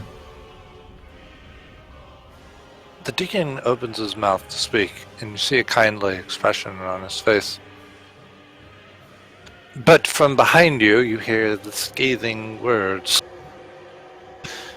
It seems you have taken another of my potential candidates. There, Falcon. Do you waver in your regard for the Banishers? It is no matter. This one does not look to have the steel in his spine for it. And indeed, I hear interesting reports from his actions deeper in the Jericho Reach. Perhaps we should have a sending and see if this one has the purity of thought and faith, or if we should burn him before we allow him to step a single foot from this here cathedral. You turn and you find a man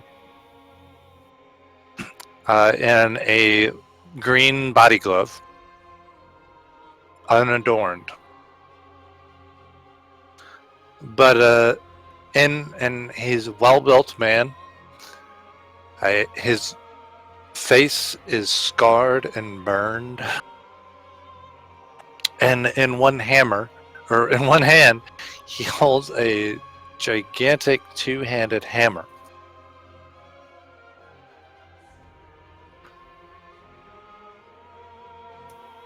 But his eyes are cold, like his words.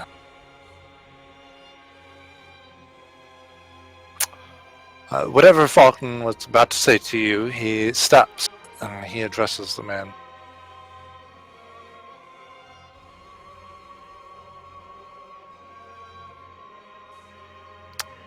Mr. Clark. Mr. Clark. My faith does not waver, as you well know, and it belittles you to judge me so, for I have done more than you in and banishing the demons of the Jericho Reach. You should be careful not to overstep yourself. And I think you should find Apollinaris here to be of sterner stuff than whatever reports that you have indicate. But if you think ascending or scouring, as we like to call it, should be appropriate, then I think you will find that Alaric will be open to such an endeavor, no matter the pain to himself. And he looks at you questioningly. Yeah, I don't know. I guess we have a set up triangle of speech, and I look at both of them and I address the man in the green body glove, Mr. Clark, and I say, if you wish to test me, I do not stand against this. That is what I want, as well as you do you. No, it seems that you do not stand against much, even the heresy and predations of your own ship.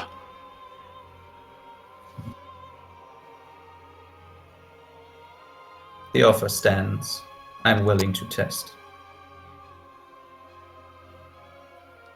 And when you are found wanting, I shall gladly burn your body and see that your soul is ripped and torn asunder, not to be sullied.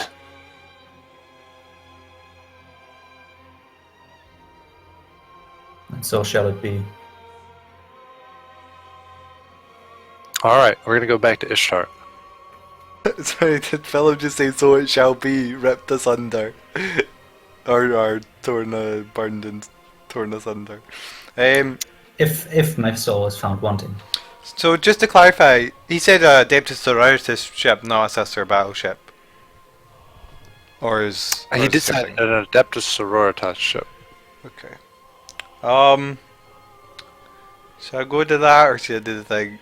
Well, I will Vox to I'll do what I want to do first, I guess, and then go to see the ship. Even though I'm really excited for the ship, I do want to, because other things involving another player. So I'm gonna Vox the Invictus and ask to speak with Engineer Prime Cornelius. Okay. You Vox, and they have you hold a moment. Cornelius, you're off the ship now, but you get a hail from the Invictus. Yes, Invictus. Lord Cornelius, we have a signal here from the Sister of Battle. Ishtar, I believe her name was. She is requesting to speak with you. What does she want? To speak with you. Yes, I gathered that. About what? One moment, my lord. Back to you, Ishtar. Lady Ishtar, what he wants to know what you wanted to talk about. I would request an aid in a manner I think he would be most suited to fulfilling. You request his aid to something that you think he'd be good at. That is correct. Stand by one moment. Lord Cornelius, she needs your help with something that she feels that you're going to be good at. She wishes to test my pride. So be it. Pass her through.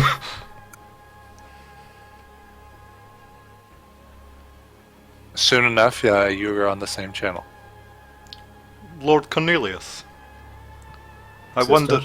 wonder if we can meet, that I might request your aid in a particular matter which I think you'll have the best expertise I can imagine. Why are you so cryptic about this matter? Speak plainly. Well, I'm a it's busy not. man.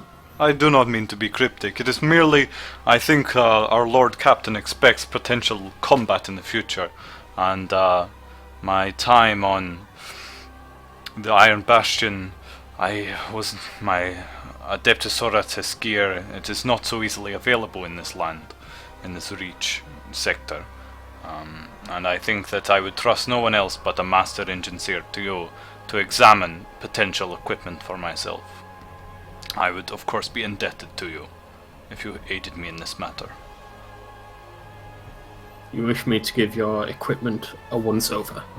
Well, not quite. I would like to acquire a bolt pistol, but I am used to the Godwin pattern bolt pistol. My Godwin pattern was destroyed in a epic battle that I cannot. The details of which are classified. But, An epic battle with the Adeptus Administratum. no doubt, yes. And I would imagine that any bolt pistol, that if I myself acquired it, I would not know if it was good quality or bad quality, and I trust no manufacturer here to make anything like those made by the Adeptus Sororitas. But I would trust you to know what is good and what is bad, and to aid me in acquiring such a rare device. Is it rare? Bolt pistols? I don't know. As far as I'm aware, the Godwin pattern is an old pattern. Yeah, it's an old pattern.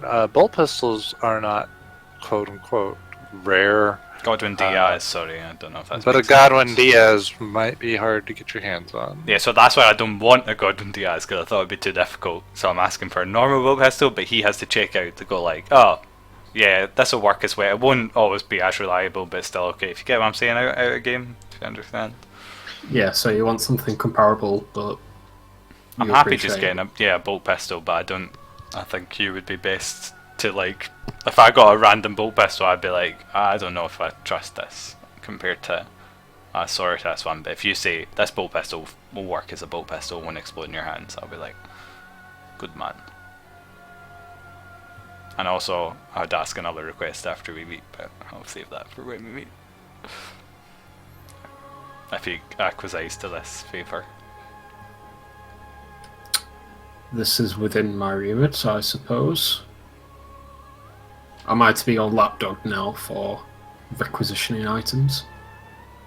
Of course not, my... I was going to say my good friend. Of course not, Cornelius. I do not wish to think that is... For you to think that is how I see you. I only know that you would be have the highest expertise in this matter, and I trust your opinion beyond any other. As I say, I will be in your debt, and if you request of me something that I can permit in my remit, I will be happy to acquiesce. I doubt that. So be it. I'm heading to the ship now. Acquiesce. She is Russian. She doesn't speak. I Acquiesce just is wanted to French. make sure that I was saying it right. Acquiesce. Let's giggle later. I'm heading to the ship now. Can I meet you there? I'm already off ship. You can meet me at these coordinates. Follow I the suppose swag. Near the... I've given the coordinates for the. So I give her the coordinates for the Admech area. Alright. I've not visited that part of the station, actually. I'll be on my way. I doubt that you would have. For 20 the same minutes. reason I have not visited the Ecclesiarch. But you must. It is a wondrous shrine to our holy emperor. Truly glory can be found in the minarets of the Ecclesiarchy district. But yeah, I'll be there in theory, buddy. Okay. Let's go over to Marius and Hayata. That you guys were together last, right? Yep. You were talking about hangars and ship types and stuff. Yes. Yeah, and I think we were deciding something when you went AFK. Yes. Oh yeah, I was saying I think you should take out the Shadowblind bays. Not all of them, because I think the only thing you keep in the Shadowblind bays is really small stuff anyway. So I'm reducing it from space 4, which can keep 8 fighter jets, to space 1 would probably work out better. Yeah, but the problem is that the Shadowblind bays are split across the ship. Yeah, you just move everything together. It's fine. I'm So sure there's yeah. a big one in the underbelly of the ship or I'm something. pretty sure we have modular building anyway. Yeah. Yeah, so I mean that's the certain idea is we take out one of the Shadowblind hangars. Or Shadowblind hangars the right word. like storage places that could fit maybe four fighters in. On 4 fighters? Well, I mean, we have limited space. I mean, ideally, I'd like to have 2 wings of 6 plus a ground support of 3. 9 Yeah, you're not total. going to be able to put that on Exactly. a raider, though. So, because feasibly, if we're in a space battle, what are 3 fighters actually going to achieve? Very Quite a little. bit. Really? I mean, Let's just hope that Brother Exhibitus comes by and pimps our frigate someday. Fighters can go and bomb the ship.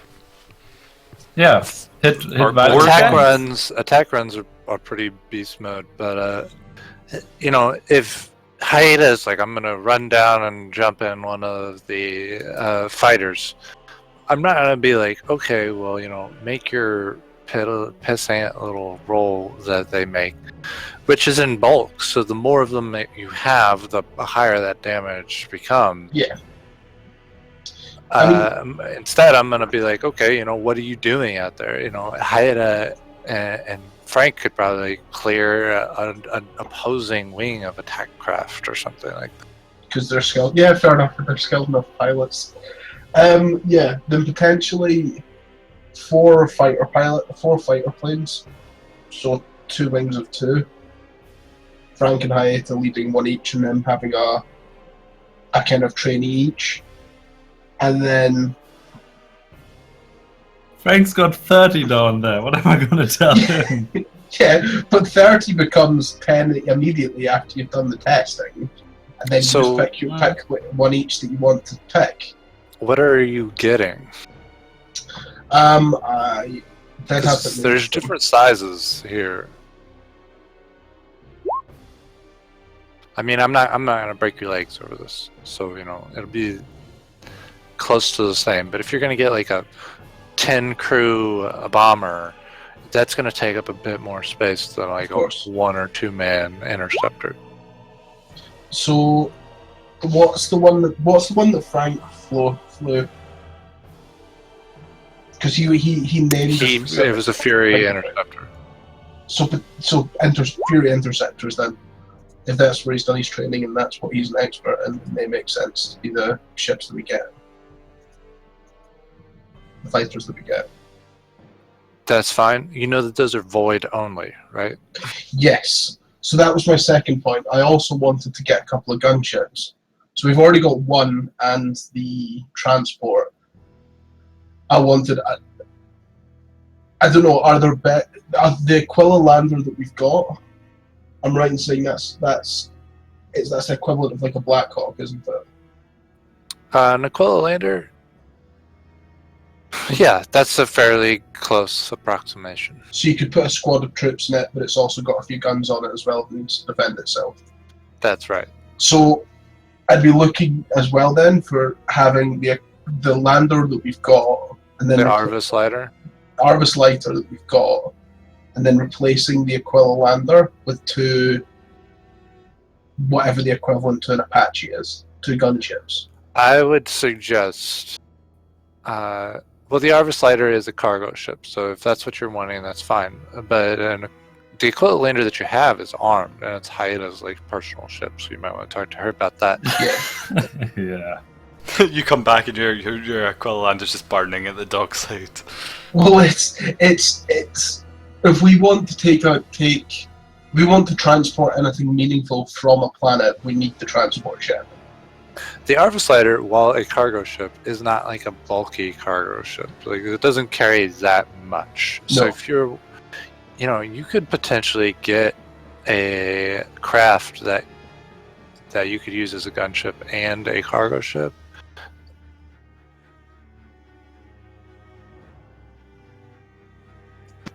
Or a cargo ship, I guess.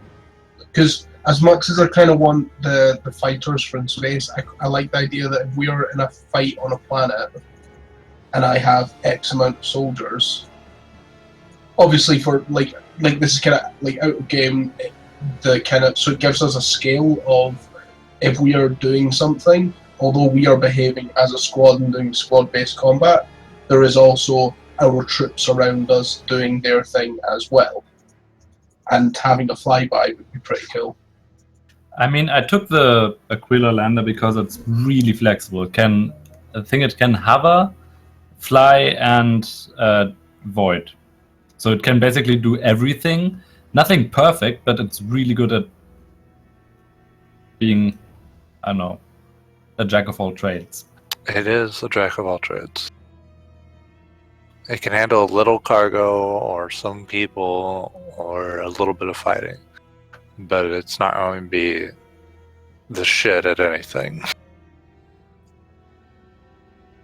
So potentially keeping the Hiatus Aquila lander then as our transport to and from planets is good, and then having an additional kind of more combat focused ship that's atmospheric rather than void based as well. So if we're flying into something to drop in somewhere that's dangerous, we've also got covering fire from a second ship as well as we're going in. If that makes sense. You guys just tell me what you want and we can talk about it. Does that make sense to you, Johan? Yeah. So in total, you want 4 fighters? four void fighters, fighters. and then we keep the Aquila lander as our transport ship and have a second gunship for atmospheric work. Okay. That's fine. I mean, I'm gonna paint the void fighters, so... Yeah, I mean, if you want to paint the void fighters in our colours, then that's absolutely fine. Okay, so what do you want for your gunship? I don't know, because I don't know what we have that is more heavily armed than a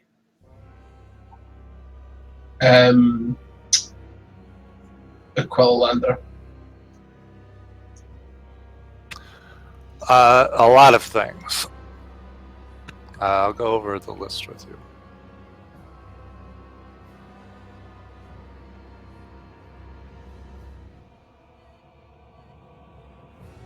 So, right off the bat, a gun cutter, which you've seen a couple of.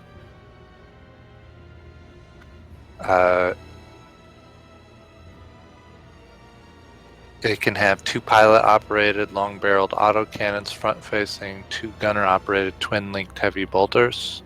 So this is a little more than your Aquila lander.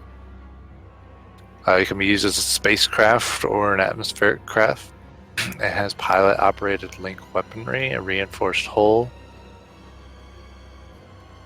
It's not too difficult to get a hold of. Its crew is a pilot, a co-pilot, which is optional, a tech priest, engine seer, and 2 gunners. Carrying capacity, quarters for 6 people, max room for 30 or equivalent cargo. So it's going to be basically a bulked up version of an Aquila lander. All right? Okay. Now, from there, you could pick up the Valkyrie. Let me pull that up.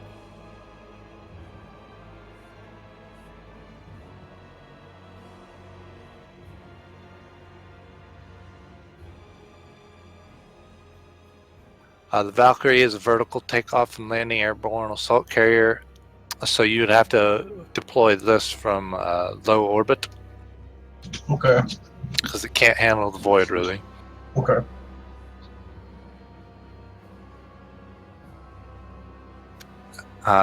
Its primary armament is a multi-laser that is mounted, and then has a couple of Hellstrike missiles and door-mounted heavy bolters.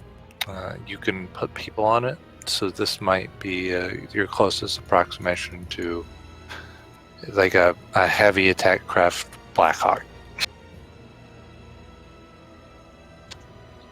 From there, you can also go to, if you just want attack capabilities, you could look at doing a Lightning air superiority fighter or a Thunderbolt heavy fighter. the Lightning Air Superiority Fighter would have VTOL capabilities, and the Thunderbolt would not. Thunderbolt is going to be more heavily armed and armored. The Lightning is going to be more maneuverable and faster. Potentially then just a gun cutter. Okay. I mean, you could just get 2 gun cutters instead of keeping the Aquila 2. I mean, Where's if you want to buy me a gun cutter, that's And you could outfit 1 for people and 1 for cargo. Yeah. yeah, one for me and 1 for people and cargo. So one for one for cargo and 1 for people. I'd even let you cut back on its carrying capacity if you wanted to bulk up its armament, since Yeah. we're doing a more freewheely sort of scenario here. Yeah, that's the idea. Like, as much as I want them able to be able to take, I still want us to be able to get to and from planets and things like that. And if we find something interesting that we can actually bring it back to the ship, I just don't want to lose that capability. But I want to have something. So if we're in the ship, we can call in a strafing run if we're pinned down by for example, that situation when we run the Eldar planet. If we had 2 gun cutters to fly over and to shell them, then we might have saved more people. Octavius might not have died. They wouldn't have changed the mechanics of us playing, but it would have changed the story.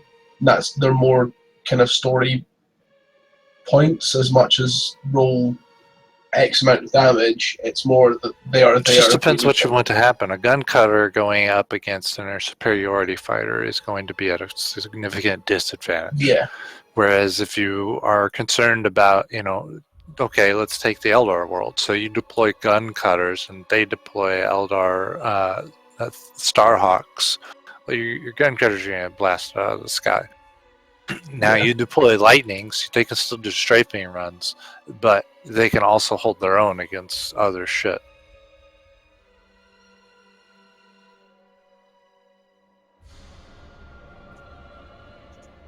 What would you rather have, Johan? Seeing as you're going to be flying them. I mean, if you give me the shooty gun cutter, you can take the less shooty gun cutter. I mean, it's not a case that you're getting one and I'm getting one. They're just for the ship.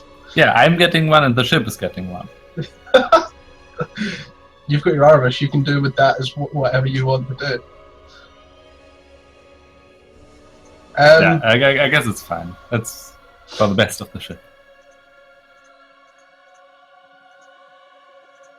Cool. I think we should get. So the 2 Void, the 4 Furies there kind of set, and then 1 gun cutter and 2 lightnings potentially. And we can strip back whatever we need to strip back in the ship to be able to have that. Okay. Yeah. Gun cutters are going to be a bit bigger than the ships that you have now. So that's going to be more space. And then adding the lightning is going to be more space. But the Furies are not going to take up as much room as, say, Marauders or Starhawks. Okay. I think that's a good balance between everything that we need them to be there for. Because we've got 2 spacecraft to be able to do what they need to do. 4 spacecraft to be able to fly and protect us while we're out in the void, and then we've got 2 gunships to provide kind of close air support if we need it, plus a transport ship that is also armed itself if we get into trouble while we're going down to the planet. And I think that's a good balance between everything we might need them for.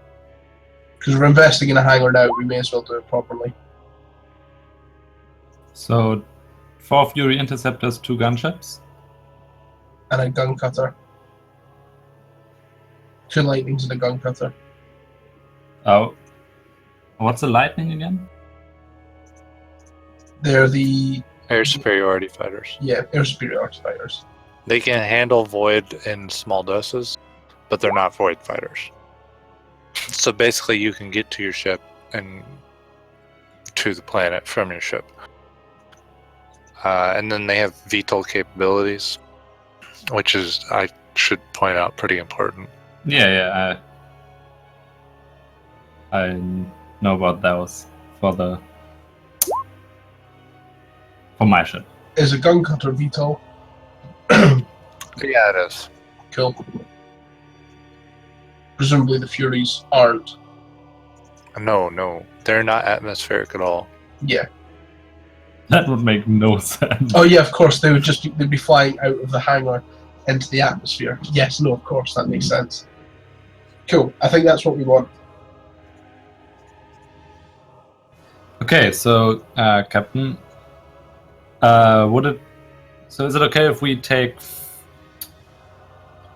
on 4 pilots? So the Furies are 2 seats each, aren't they? 4. 4 seats in a Fury. So you'd need.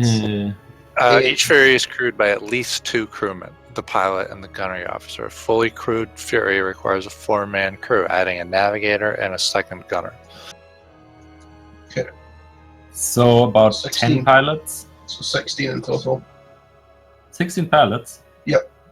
4 times 4 is 16, and that's only if you want right. 1 crew per Fury. If you want a backup crew for maintaining flight operations, Yeah, so more like 20. you're looking at 32 people, and then that doesn't talk about the crew that you would need for your lightnings and your gun cutters. So my assumption is that the likelihood of the lightnings and gun cutters flying at the same time as the Furies is unlikely.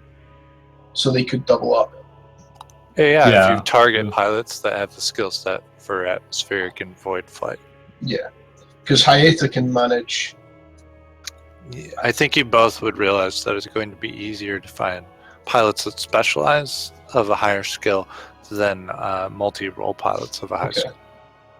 Because I mean, my logic being that the actual gun cutters, the gunners and the only the person in the pilot seat needs to be able to pilot the vehicle and whatever, and the navigator potentially. The gunners themselves are gunners, regardless of whether they're in atmosphere or in void. Does that make sense? yeah, but I mean the co-pilot. There's a reason it's a co-pilot, right? Yeah. Well, 2 of every 4 people would need to be able to pilot their particular ship, because the other 2 are gunners. Yeah. Does that make sense, Beth? But would gunners be pilots, or would gunners be crewmen that are skilled at gunning? They'd be skilled at gunning, but they'd also be up to date enough to, like, if the pilot dies, somebody has to take over. Yeah. Yeah. I'm not saying they're going to be great at it or anything, but they'll try to get it back. Yeah, they'd be able to get it back to the ship. They would be able to try. So we need at least 8 good void pilots and at least 3 good atmospheric pilots, or 6 good atmospheric pilots. Yeah, so 14, so 16, so 6 atmospheric, 8 void at a minimum. Okay, so shall I inform Frank that we will screen the all of the available pilots and assign them the roles, but since there are only 30 down there, we will likely keep most of them? Yes. All But right. don't get me wrong, if one of them's terrible, then absolutely get rid of them. But Yeah. if one of them's not necessarily good enough to fly a fighter, but could fly the gun cutter, or could co-pilot the gun cutter as a transport ship, then absolutely keep them on. I mean, we will only be able to test them with Aquilas, I think. So you message Frank and tell him that you're probably going to keep all 30 pilots? I'm gonna... Not yet? No, because you don't want him to say we're going to keep all of you before you've actually arrived and tested them. Yeah, we're gonna test all of them, and I mean, if there are a few that are utterly shit, Is any spies of the Terrazan among them?